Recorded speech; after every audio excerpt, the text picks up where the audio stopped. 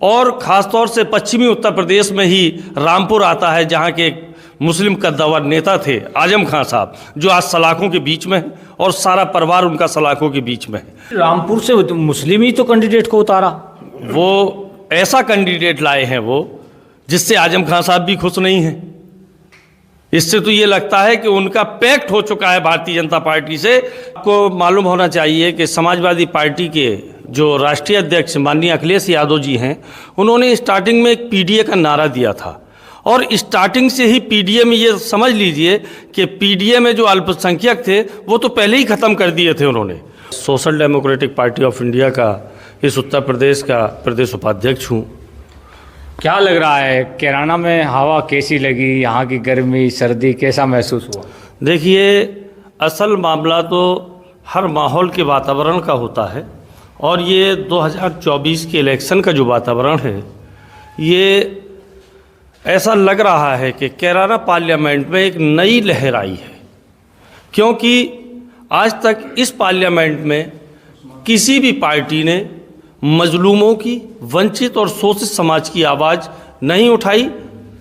और जो पार्टी आज तक मजलूम और वंचित शोषित समाज की आवाज़ उठाती रही है, आवाम के बीच एक खुशी की लहर है इस कैराना पार्लियामेंट के अंदर कि social democratic party of India यानी कि एसडीपीआई, जो हमेशा सड़कों पे गरीब मजलूम वंचित शोषित समाज के लिए आंदोलन करती थी, आज उनके लिए पार्लियामेंट का इलेक्शन लड़के पार्लियामेंट की हिस्सेदारी की बात कर रही है और आवाम की बात ऊपर तक पहुंचाने की बात कर रही है। इससे आवाम बड़ी संतुष्ट नजर आ रही है। क्या लग रहा है? तो मतलब लगता है कि यहाँ से जो प्रतिनिधि हो रहा है, प्रतिनिधित्व कर रहे हैं, वो हसन परिवार कर रहा है, मुसलमान है।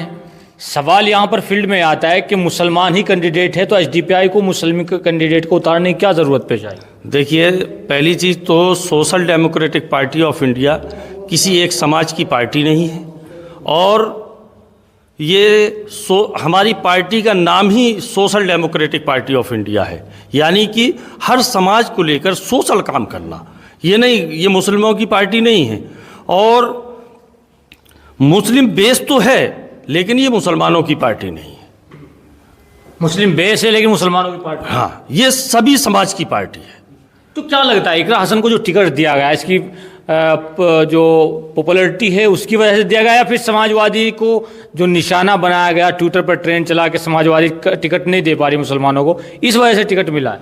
देखिए, ऐसा है, उन्हें कुछ अखिलेश यादव जी को इस प्रदेश के अंदर एक शगुफा छोड़ना था, जिसके लिए उन्होंने वेस्ट यूपी में, ख़ासतौर से पश्चिमी उत्तर प्रदेश में मुस्लिम बाहुलता ज़्यादा आती है, तो मुस्लिमों को और ख़ासतौर से पश्चिमी उत्तर प्रदेश में ही रामपुर आता है, जहाँ के एक मुस्लिम कद्दावर नेता थे आजम खान साहब, जो आज सलाखों के बीच में है और सारा परिवार उनका सलाखों के बीच में है।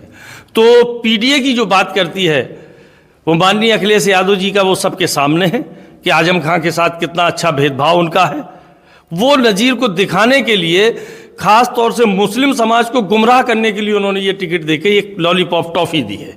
लेकिन फिर रामपुर से मुस्लिम ही तो कैंडिडेट को उतारा, वो ऐसा कैंडिडेट लाए हैं वो जिससे आजम खान साहब भी खुश नहीं हैं।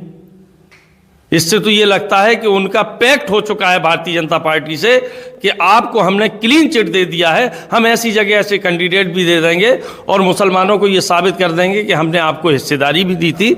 लेकिन बीजेपी से हमें तो ऐसा लगता है कि उनका अंदरूनी पैक्ट हो चुका है। क्या इकरा हसन ने अपने पोस्टर में आजम खान का फोटो नहीं लिया? एसडीपीआई पहले ही बोलती थी कि मुस्लिम कम्युनिटी के लिए समाजवादी गड़बड़ है, तो क्या अब आजम खान को भी पेंडिंग डाला जा रहा है? इस पर क्या प्रतिक्रिया? देखिए, आपको मालूम होना चाहिए कि समाजवादी पार्टी के जो राष्ट्रीय अध्यक्ष माननीय अखिलेश यादव जी हैं, उन्होंने स्टार्टिंग में एक पीडीए का नारा दिया था और स्टार्टिंग से ही पीडीए में ये समझ लीजिए कि पीडीए में जो अल्पसंख्यक थे वो तो पहले ही ख़त्म कर दिए थे उन्होंने। और सेकुलर होने का जो दावा वो कर रहे हैं अल्पसंख्यक के साथ, खास करके माइनॉरिटी मुस्लिम के समाज के साथ 22% इस प्रदेश के अंदर मुस्लिम समाज को वो पहले से लूटने का काम करते रहे थे और आज भी कर रहे हैं।